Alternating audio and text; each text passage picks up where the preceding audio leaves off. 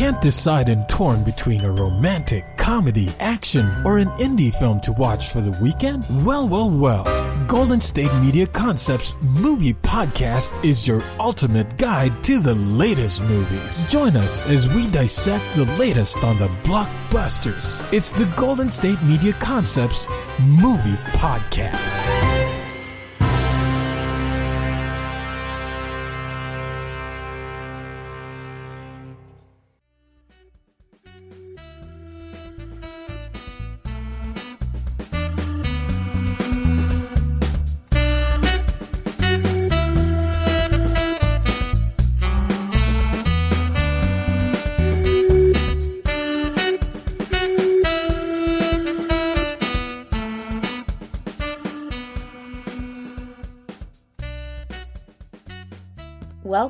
Welcome, and thank you for tuning into the GSMC Movie Podcast, brought to you by the GSMC Podcast Network.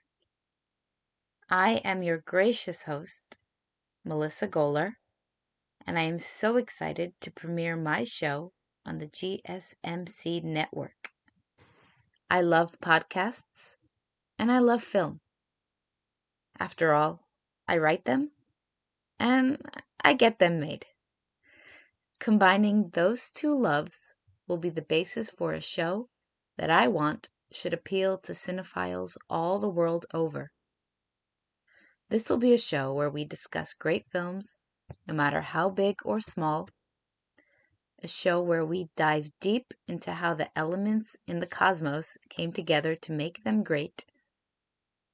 And a show where we will never be afraid to get creative. Let's do this. In addition, I am excited to showcase up-and-coming writers putting out good stories who deserve to be propelled into the spotlight. Stay tuned for that at a later date. Today's episode will center around, in my opinion, one of the most realistic portrayals of the combat between believing in love and not losing your family's approval. And that is the classic film, Marty, written and directed by the enigmatic Patty Chayefsky and Delbert Mann. Why I love it is relentless in aching and breaking the heart, but also in fixing it. For the first segment, I will discuss what the film is about. For the record, I'm splitting this up into 4 segments, so make sure you stick around for the 3 other really cool parts. Marty is a stout, or as I like to say, broad-shouldered, husky Italian-American butcher from the Bronx. At 34 years old, he shares a home with his Italian mother, who is concerned at how unconcerned Marty seemingly is as a single man. With all his younger siblings married and gone, Marty is left to support his mother and be exposed to the criticism of the neighborhood. As the poor man is waiting on a customer, the phrase, "You should be ashamed of yourself. When are you getting married?" is constantly stabbed into him like the meat slicer cutting his brisket. And he expertly avoids eye contact and smiles. Later, we see Marty at his other single friend's pushing call a date from a month ago to try and get together that evening. Timidly, we see Marty gently jog the girl's memory when he introduces himself, when he's really death gripping the phone wire to zap an electrical current into this girl's brain to remind her who the heck he is. Marty insists they had a good time and wants to take her out again. As the camera zooms in on him, rejection twitches his face, forcing him to desperately grasp at straws with, "How about next week? Are you free then?" Marty doesn't even need to say goodbye before he hangs up. She's already done that before he could say, "Take care." He knows how these calls go. It's been taunting him every weekend for 34 years. His mother insists he's not trying. But how can you when women treat you like a bug? Something to scurry around, hoping another person will crush it in a tissue so you don't have to ever think about it. Who needs to be demoralized like that on a Saturday night? Marty agrees to go to a dance hall that night anyway, because you just don't ever really know. That fateful evening, he meets Clara, a shy school teacher deserted by her own blind date, a doctor, for someone in a, let's say, a much lower cut dress. Marty witnesses Dr. Jerk trying to pay someone else to be interested in her, a whole $5, and take over for him. But Clara, hyper aware that she is being played, and probably not for the first time that week, rejects both men and runs outside where at least she can smell the BS better in the fresh air. Crying, Marty goes out to console her. He assures Clara that she isn't as ugly as she thinks she is, and he isn't as ugly as he thinks he is, and they only feel that way because they are good-hearted people who've been knocked down too many times. Looks can't mean everything, because his parents were together 40 years, and his father was ugly, but his mother adored him. It's the most beautiful thing he ever saw. So, there's gotta be hope. Marty and Clara dance as the light darkens around them, turning their old lonely selves into shadows as they settle into a new groove that only fits the two of them. Leaving together, Marty and Clara spend the rest of the evening getting to know each other. They dance, drink coffee, and wander the streets, discussing topics that I would have to be at least, I don't know, 3 dates in at least to get a guy to share with me. They talk candidly of their shortcomings, physically and otherwise. And with each confession and reassurance and saying, "You can do this, you can do what you'd like in life and be happy." Marty and Clara's walls begin to come down little by little. A subplot of the film I think I should include is Marty's mother and his aunt. His aunt lives with her son, who is really the love of her life, and his wife, and their newborn son. As commonly seen in multi-generational households, the aunt scrutinizes everything the new mother does to her son's baby, as she recognizes him to be just her son's baby, not the woman's baby, driving the young couple to ask Marty's mother if she would let her sister move in with her and Marty to give them some privacy. I think it's important to show it because this is another relationship with loneliness. This time of a parent growing older and not being needed. And it's tenderly highlighted in the movie. I think it demonstrates that while Marty is struggling to find a mate, marriage takes just as much work once you do find that person. The bliss, the marital bliss, does not last long. And parents are eventually abandoned by their children. Everyone is enduring different stages in their lives in the movie. Marty is trying to get out of the trenches of singledom alive. His cousins are trying to care for a newborn baby and remain happy in a marriage. And his aunt is bewilderingly being shuffled to the back of the line that no longer needs to be taking care of any more children. This cycle of life is inevitable to us all, which is why I believe, and I'll say it again and again, Marty is a timeless and perpetually relatable film. Please stay tuned for the next segment where I explain how a movie like Marty is made in terms of production and story, and how it all came together so smoothly. Want to know the latest and hottest music hitting the airwaves? Don't be left out. Listen to the Golden State Media Concepts Music Podcast. It keeps you on the loop with everything you need to know from pop, rock, hip-hop, and the top 40. And we'll throw in news of your favorite artists, concert and tour dates, and so much more. Listen no further, because this is the gold standard in music podcast.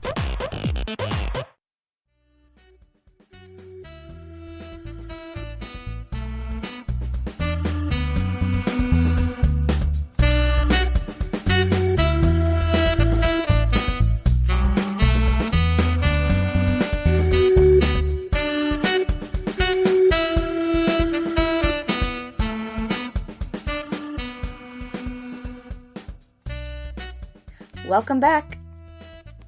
In the previous segment, I summarized the plot to Marty, so you'll be able to know what I am referring to when I break down some specific scenes in this second segment. In this second segment, I'd like to discuss why Marty works as a film. First and foremost, it is a romantic story in a real-life environment. If you'll remember some other really popular romantic comedies, or just romantic dramas or movies, what makes Marty different is that there's no lines like, "I wrote you 365 letters. It wasn't over. It still isn't over. Proceed to kiss passionately in the rain." Or maybe another movie where there's been time traveling through different dimensions to be with the one you love. I can think of at least two. The people in Marty do not get it right the first time. Marty takes place in the 1950s, but it also takes place here and now. And tomorrow, next week, or 34 years from now when the film is 100 years old, it will still be relevant. Marty is a movie about the underdog. A stout, not traditionally handsome man with a large gap between his front teeth. He is good-natured and responsible, but socially awkward and unlucky in love. Haven't we all felt that way about ourselves? Raise your hand if you have never felt lonely, rejected, and just plain foolish. You're all lying. No one can raise their hand to that. We've all been there. We are our harshest critics. Marty has resigned himself to being a bachelor forever. The heartache of girls looking at him like he's a museum piece is too much to take year after year. The dating scene is depicted as cruel and disappointing. I mean, is it not like that today? It sure is. And yet, he keeps coming back for more, not because he's crazy or masochist. As Marty and Clara dance in the dark while everyone dances in the light, it is fitting because they don't need to be distracted by the shiny facades people cover up with when they go out. Those are things like fancy clothes, jewelry, makeup, the car you're driving, where you're going to meet, where you're going to eat, how much you're spending. Marty and Clara are leading with their souls on the evening they meet each other. It is bare bones and it is raw. You don't need any light to see that. It's often right in front of your face, even in the pitch black. We just aren't trained to see it.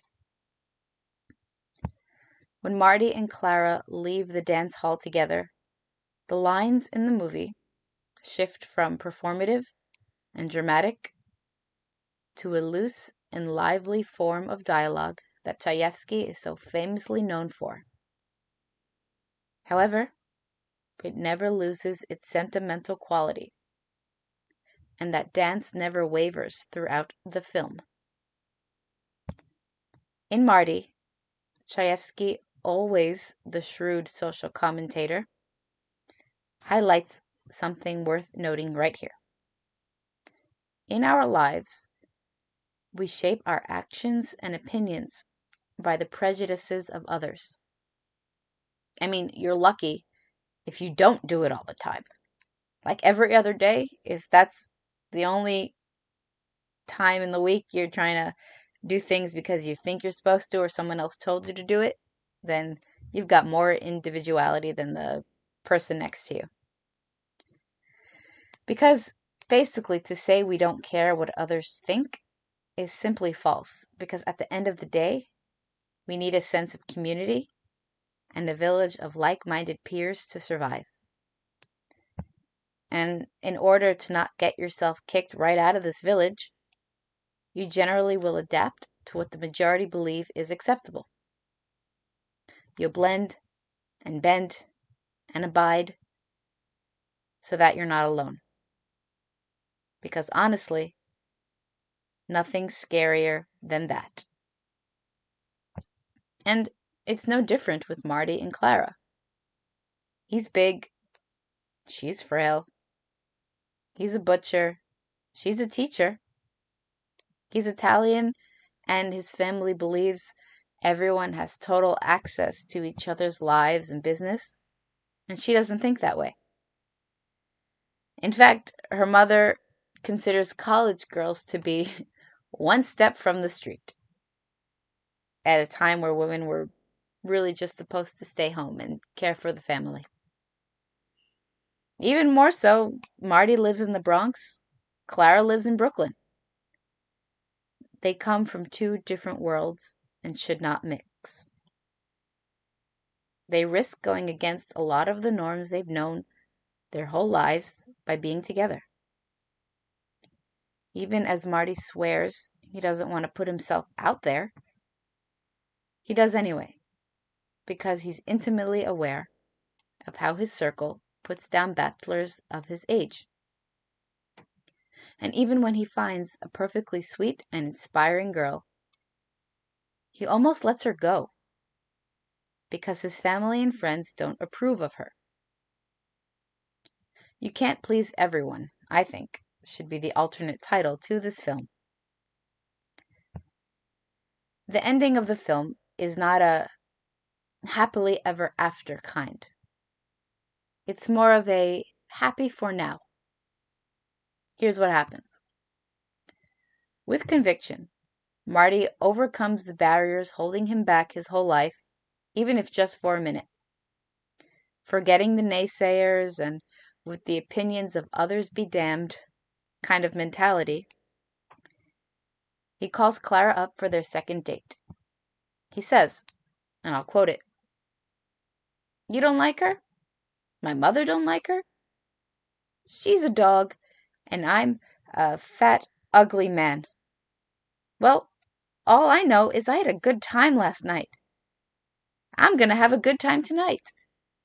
And if we have enough good times together, I'm going to get down on my knees and I'm going to beg that girl to marry me. Even if we make a party on New Year's, I got a date for that party. And you don't like her? That's too bad." Ugh, how good is that?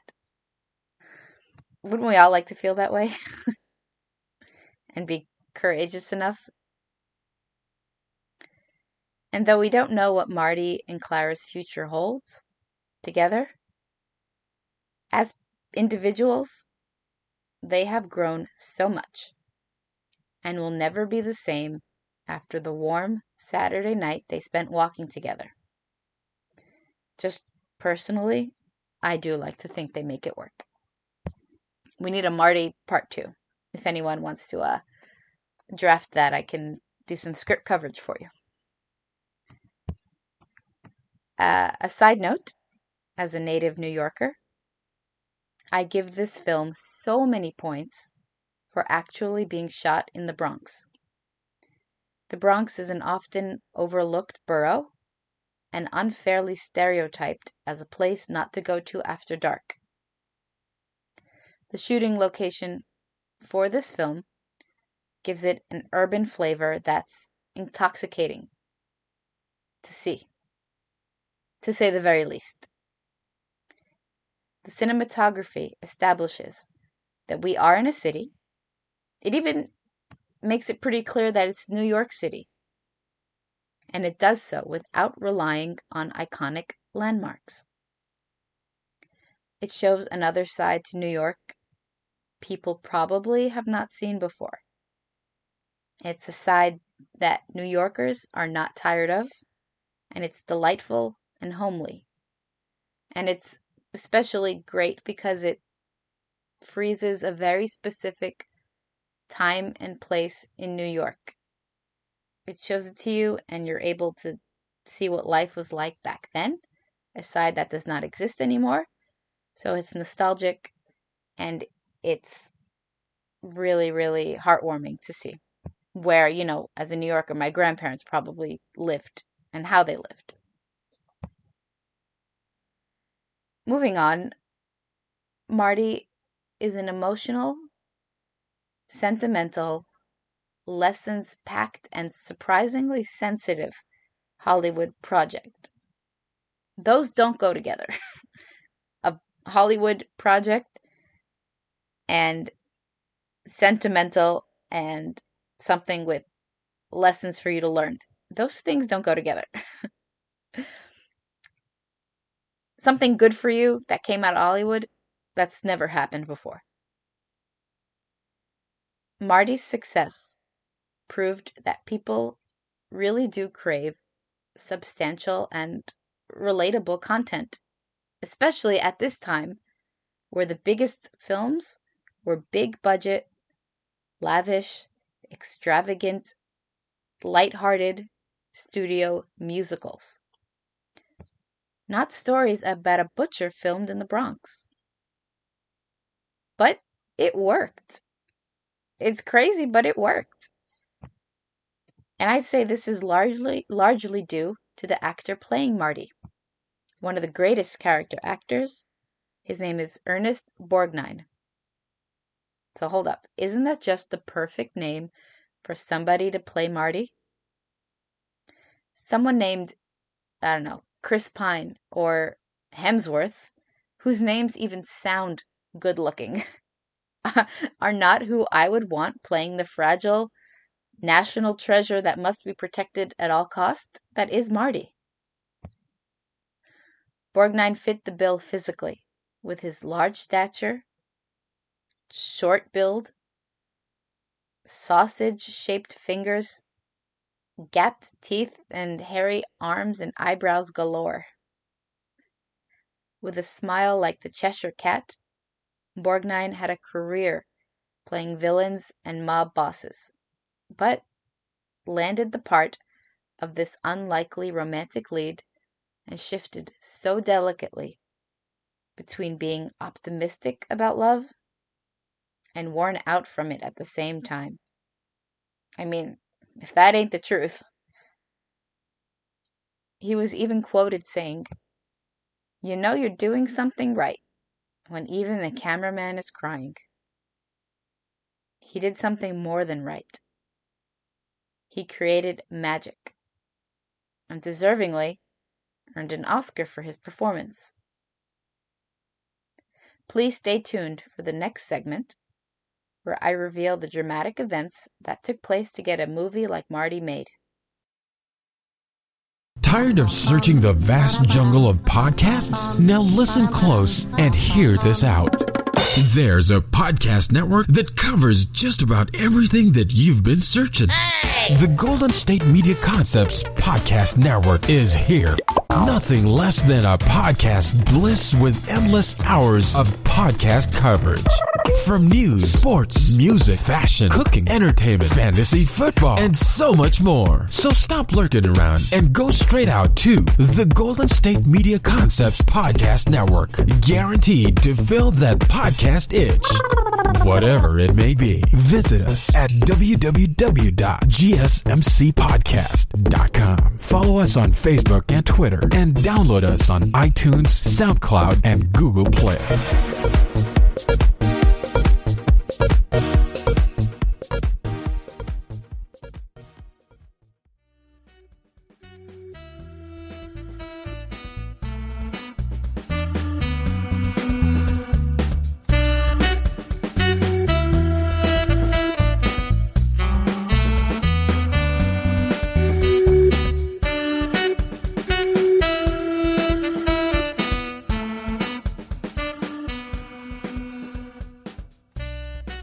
Welcome back.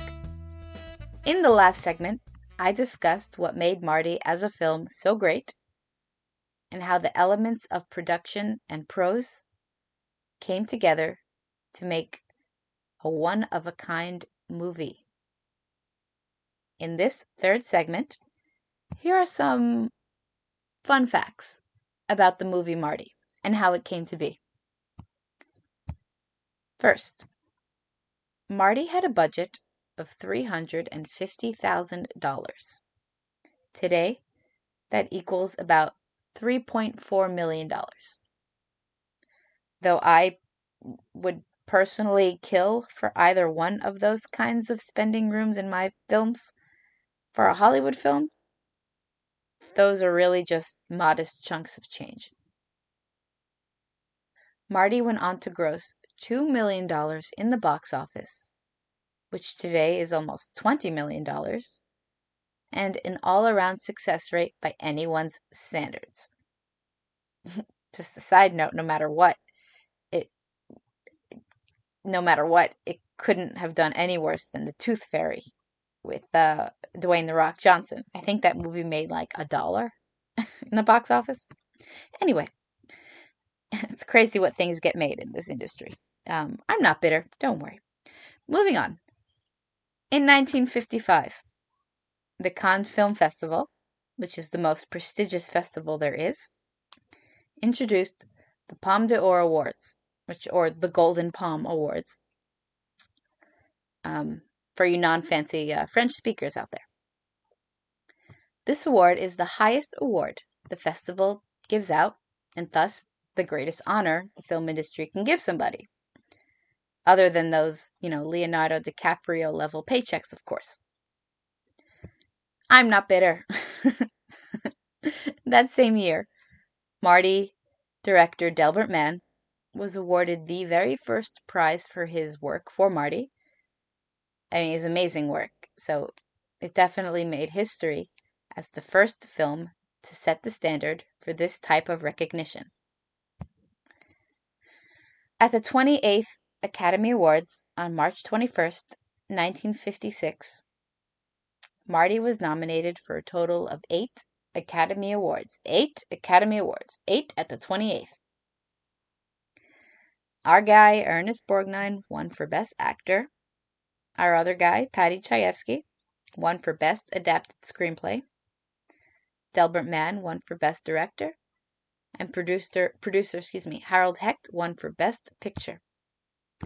Marty was nominated in 4 other categories as well, with Betsy Blair, the formidable Clara, we'll work on that, for Best Supporting Actress, Joe Mantell, who played Marty's other single bitter friend, for Best Supporting Actor, Joseph Lachelle for Best Cinematography. You remember how long I went on about the lights? That's thanks to him. and Ted Haworth for Best Art Direction. It takes a village to make any movie. And when the right kind of minds and visionaries want to tell the same simple story, and they want to tell it with honesty and with care, the outcomes are boundless. Which really is at the heart of movie making and why so many of us, want to get into the business in the first place. We're inspired by good stories and we like the medium that is film and how stories are acted across the screen and all the things you can do in between to mess around with it and change things how you want to create this bigger vision. But it takes a lot of people. So my little advice to you, that maybe you didn't ask for, but I think it's good advice anyway, so I'm going to say it. My advice is don't be afraid to collaborate. And don't wish to seek all the credit and expect glory from that. If you follow that, you'll be just fine. All these people involved in the making and production of Marty won more awards, including the BAFTAs, or the British Academy of Film and Television Arts, Directors and Writers Guild of America Awards, the New York Film Critics Circle Awards, and, because why not, the Golden Globes.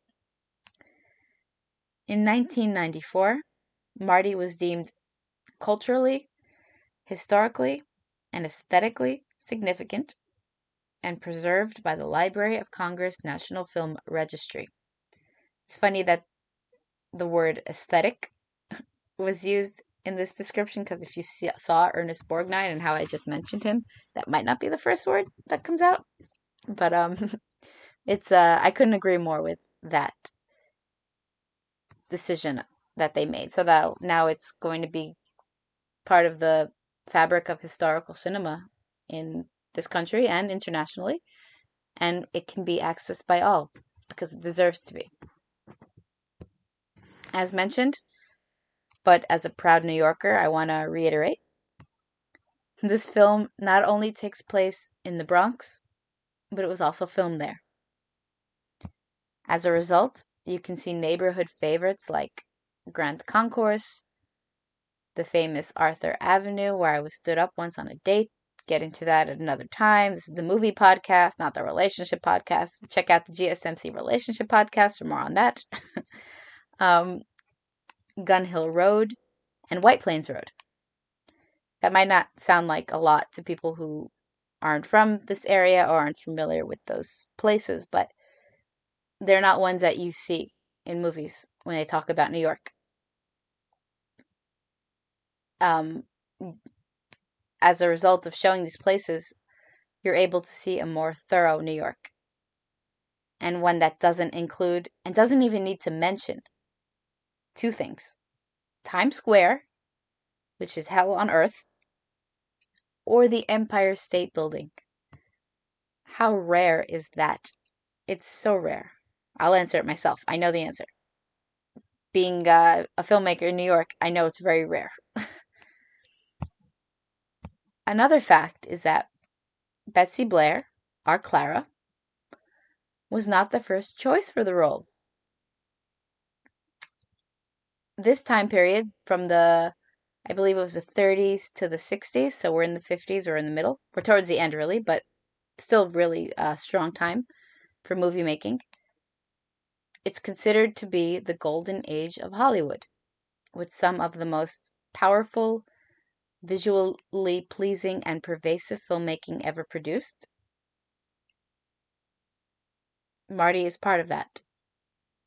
However, happening alongside all of this movie magic was a bitter career-ending practice that hurt thousands of innocent people. The entertainment industry blacklist was rampant during the height of the Cold War, the 1950s, and any an entertainment industry professional, with any ties to the Communist Party, active or not active, was denied employment, and their reputation was spoiled so much that it was almost impossible to recover from it. And their connection, so-called connection to a party, didn't even need to be proven. It could be speculative. Or if someone else was being investigated, they could falsely name somebody else to save their own jobs. Someone could be investigated even if they didn't show how much they hated the party to whatever arbitrary satisfaction level that they had made the goalpost. If you just didn't shout out that you hated the Communist Party enough or louder, then they would investigate you. It was a socio-political turmoil that created a witch hunt in this country. Well, Miss Betsy Blair was one of those people targeted. Someone so sweet was a believer of Marxism. Karl Marx, the founder of, the communism. I shouldn't talk about history when I'm talking about movies. I clearly didn't study history. Moving on. She was turned down for several roles because of it. And when she lobbied for the role of Clara, it basically fell on deaf ears. A deaf person might have heard her better than, or might have attempted to listen to her even more than the studio executives. However, she had a saving grace and one very important form of protection.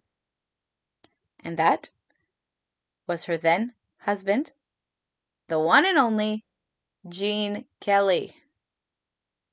Gene Kelly was an actor, singer, director, and most famously, a dancer and a choreographer.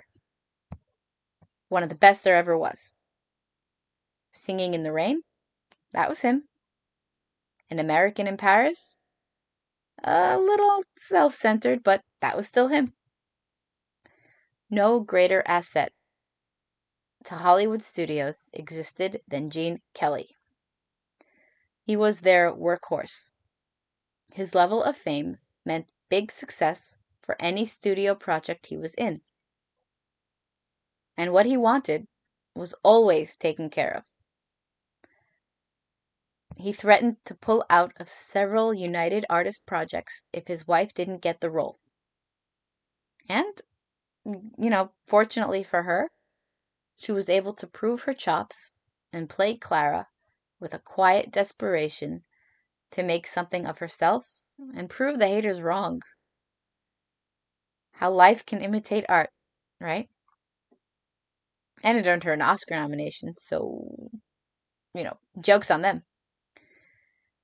On a side note, I think it's kind of funny how, of all people, Gene Kelly, the frontman for all the major musicals at the time, the man responsible for tap and jazz dance breaks in the middle of a conversation. Did he do jazz dance? I don't know. I think he did. Okay. Again, history. Me and history. No. How the man who would just break out into song and dance in the middle of a conversation secured his wife a role in a film that was anti-musical and went against what they stood for. Isn't that sweet? Something else that's really interesting is that Chayefsky wrote Marty originally as a teleplay or a play for live television that aired on NBC in 1953 and starred Rod Zeiger and Nancy Marchand. I'll say that again. Nancy Marchand. Where do you know that name? I'll give you a second. Have you guessed? If you said, oh, that's Mama Soprano, Tony Soprano's mother. Well, she had a long career before the 90s hitman mafia, basically soap opera. She was the original Clara. It's funny enough that neither of them reprised their roles for the film adaptation.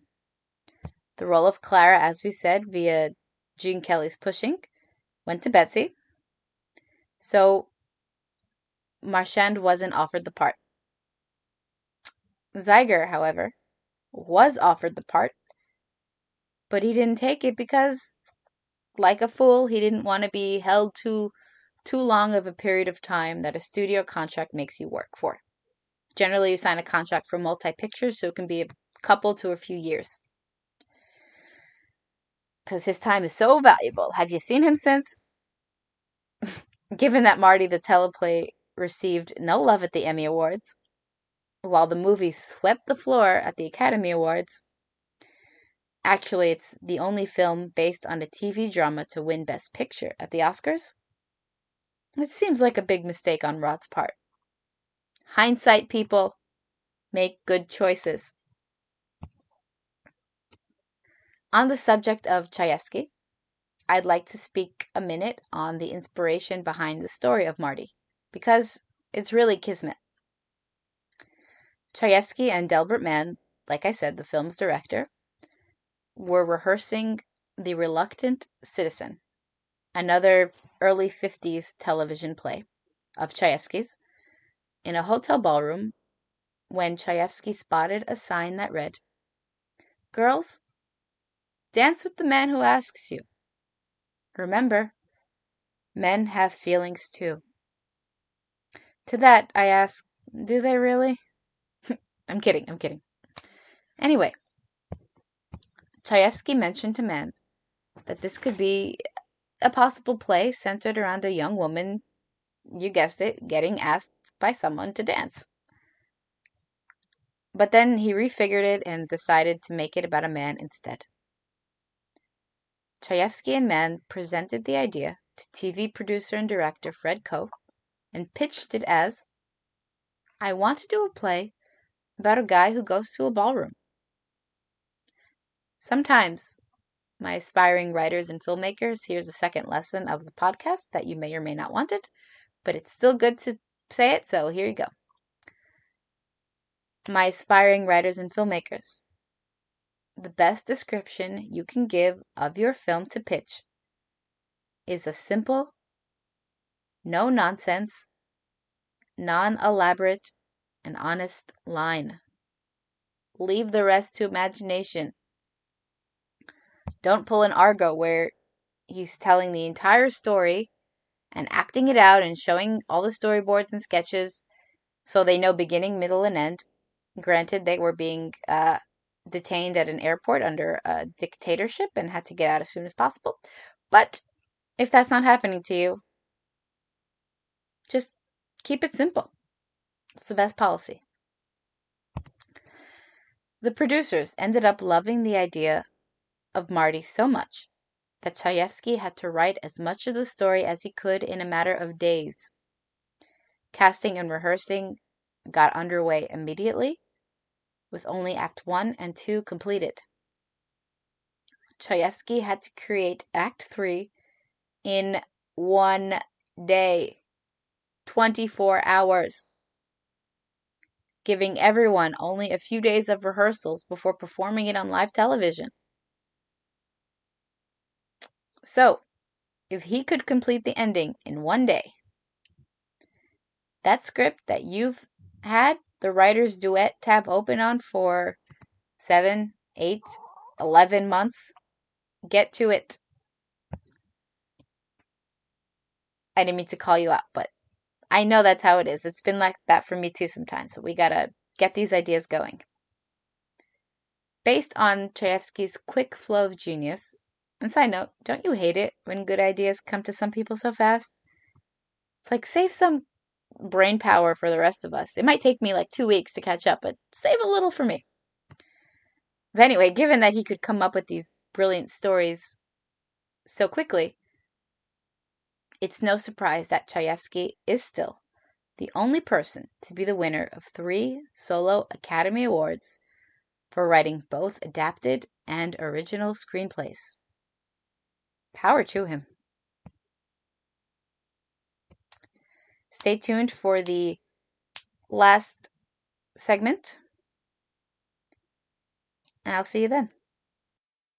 Watching TV has changed over time. Streaming has become the new norm. That's why Golden State Media Concepts television podcast dives headfirst to the world of cord cutting. Want to be on the loop of what's hot in Netflix? Or if it's not a preference, what about original shows in Hulu? We've got you covered. Join us as we fill in the blanks and talk about movies to stream and what show you should be binging. This is the Golden State Media Concepts television podcast.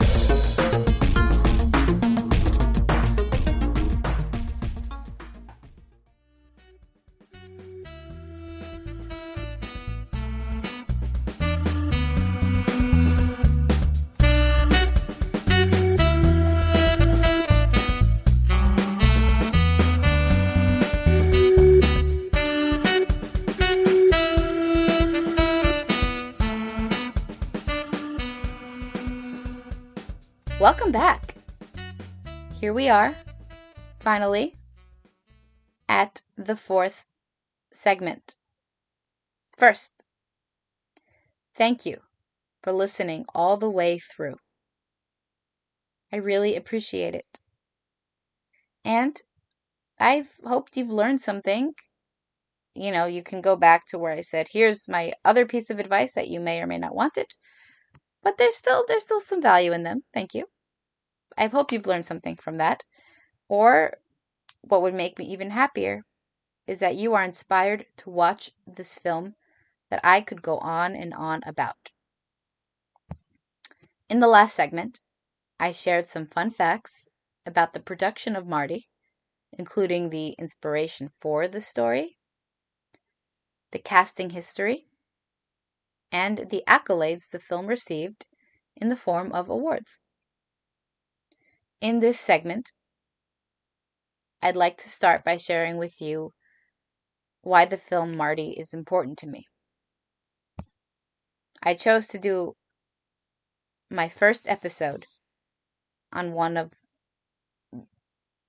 the films that had the greatest impact on me and really shape-shifted my behavior from a behavior that was not healthy, that was not conducive to leading a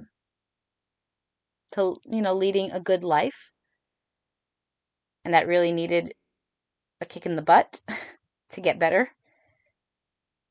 And that just as a writer and a filmmaker and an actor, this movie has it all. This movie is a triple threat in that way, and it's a perfect 10. And I'll share with you why. On the surface, the beauty of the film lies in its simplicity. It eschews the motives of big motion picture stories that were grandiose and extravagant and didn't have to make sense and didn't have to link up correctly as long as it had some flashy bits here and there and good-looking people in tight clothing and a happy ending that satisfied you. Then it was pretty much guaranteed to be popular. However, this story says screw that. And we're going to focus on a story about an ordinary man with ordinary problems.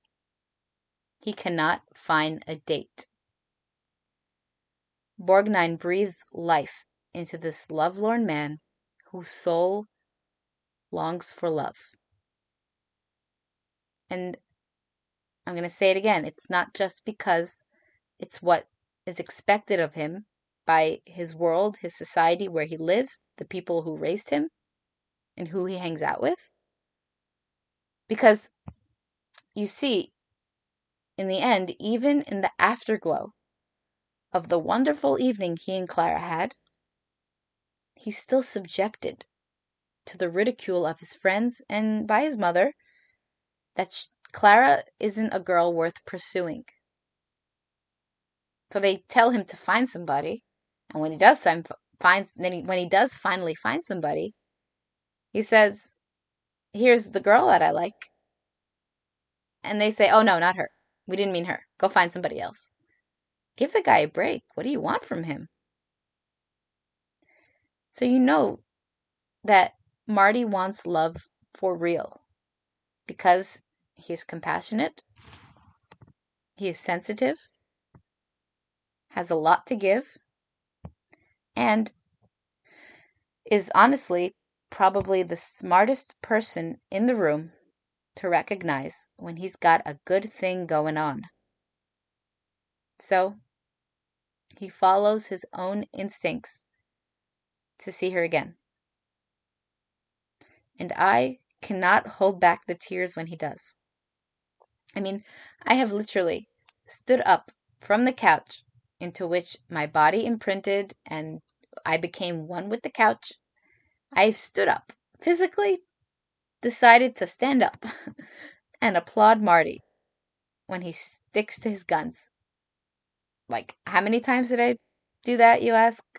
More times than I'll ever admit here. Okay, moving on. As I said, Marty has gotten me through many different times in my life. Though I am not yet near Marty or Clara's age, if you thought otherwise, how rude, how dare you. I have sometimes felt my time in the dating jungle was done. Throw in the towel, you're expired. There's not many people to pick from, and what could you offer anyway? In a world of 7 billion people, I had to sing that stupid Justin Bieber song to make sure I got that right. Again, me and history, not a mix. In a world of just so many people, we still think that there's no one for us. Silly, I know. Right or wrong, not for me to say. But real, it is. Dating is hard. It isn't fun. It makes you nervous and sweat at the worst of times, like when you're going to hug the person and you know how that goes. And more recently, and on a serious note, the new obstacle of a global pandemic that no one knew how to navigate certainly does not help matters. Marty is resilient, and his resiliency has helped me be more resilient. Sorry to say that word again, but it's true. It's helped me become stronger after an altercation with a guy I knew that wasn't very good. It was pretty damaging. So much so that I was scared to date, and I wasn't very trusting of people. I was anxious and uncomfortable and unapproachable. I worried that it would be hard to shake off the traumatic experience that I had. And, I was right. It was. Because it left me cold and numb and unavailable for a couple of years. Maybe that seems like wasted time because it's not time that I'll get back, but things happen for the length of time that they do for a reason. I do believe that. And timing is everything because after those couple years, one evening, Marty was playing on television. And I watched it again after years of not seeing it. And it wasn't in my zeitgeist. I said, okay, I remember the movie. I can't really recall what it's about, but it's a black and white film. It looks simple and short enough that it's what I'm in the mood for. As it was playing, I sat there, glued to the screen. I cried when Marty cried, and I cried when he yelled at his mother for pushing him to go out when it only ever brought him heartache. I cried when his mother cried.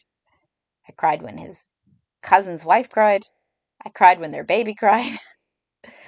I cried when Clara processed the humiliation her blind date put her through, feeling like the whole dance hall had seen what happened to her and was laughing at her, exposing her. It was as if they were telling her she did not belong in a place like that and never will.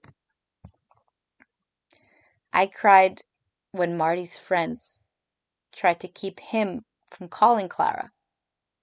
And as the clock was ticking and she was expecting his call and he was getting nervous that he wasn't going to be able to call her, or he just was going to forget about her or blow her off, and you could feel the tension building up.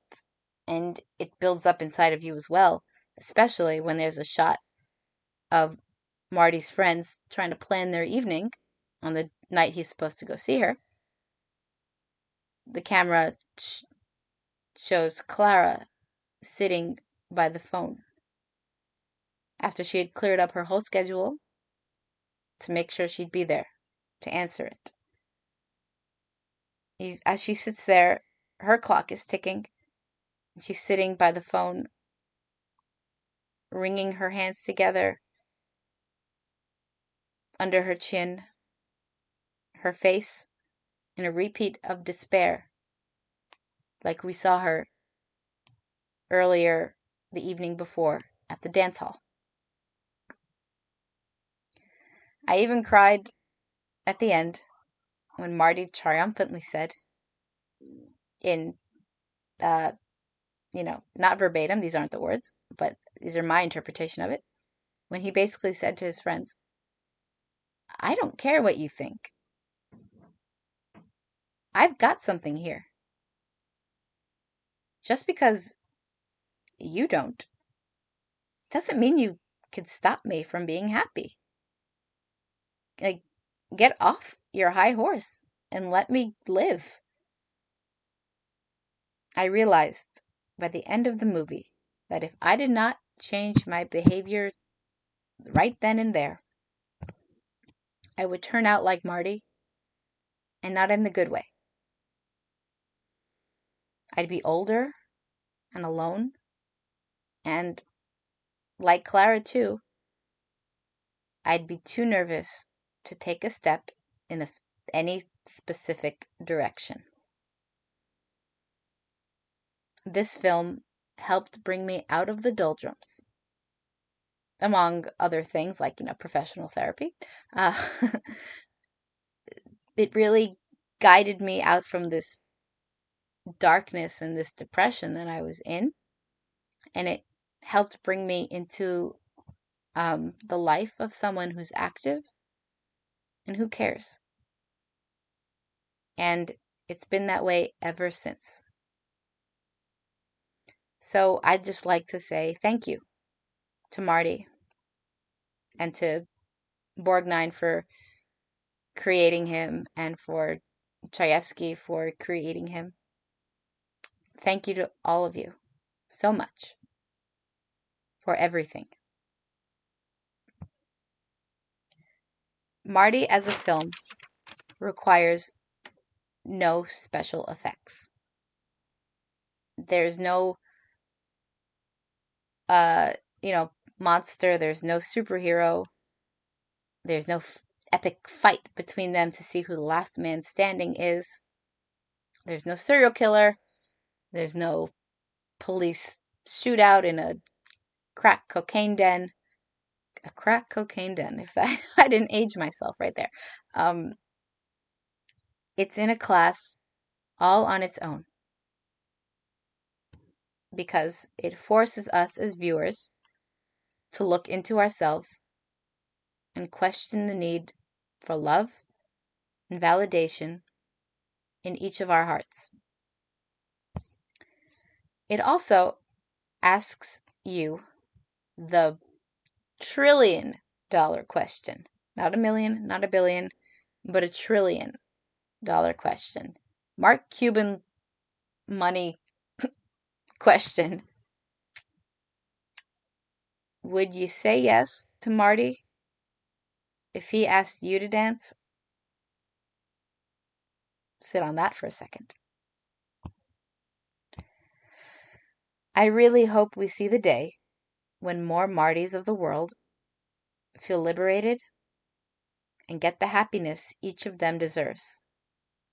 I really, really hope that happens because, us Claras are waiting. I implore you all to see this film. It is really a gem of a movie that hasn't been replicated since. It's gotten nearly 100% rating on Rotten Tomatoes, which I think maybe La La Land got that, but this is not La La Land. No other movie shows humanity in such a correct way. And, we're living day to day, but sometimes we need that written work to be acted out in front of us, to know what we're doing right or what we're doing wrong, and what we're doing with ourselves and how we interact with other people. That's the magic of movies, is they hold a mirror up to us and to society so we can analyze and make choices and live better and authentically. It's part of what draws us to them for the last, century.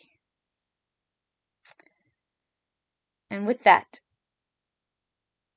I hope you see the movie. And I hope you get out of it all of the life lessons and all of the beauty that it holds, just like I did. With that, secondly, and most importantly, I want to thank you for listening to the GSMC Movie Podcast, brought to you by the GSMC Podcast Network. If you like this episode, please subscribe to the show and write a nice review. That would really help us. And make sure it's nice. We say nice for a reason. Also, if you can, please follow us on Facebook, Twitter, and Instagram. We look forward to sharing our next show with you. In the meantime, keep writing, keep performing, keep creating new content, and I will be happy to discuss it. Thank you.